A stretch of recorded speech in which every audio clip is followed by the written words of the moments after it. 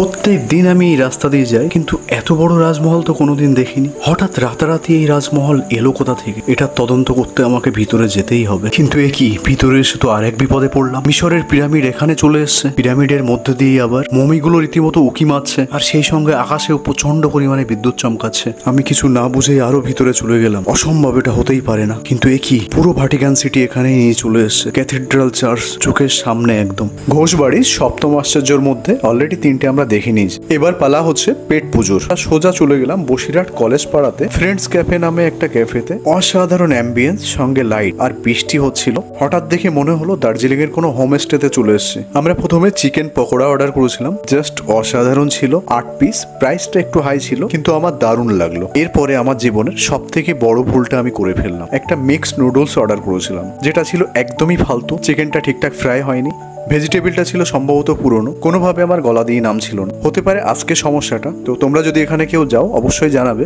এমন কোনো সমস্যা এখানে ফেস করেছো কিনা। চলো, আজকের ভিডিও এই পর্যন্তই ছিল। ভিডিওটা ভালো লাগলে অবশ্যই লাইক, কমেন্ট, শেয়ার করবে, যাতে এই ধরনের আরও ভিডিও আমি আনতে পারি।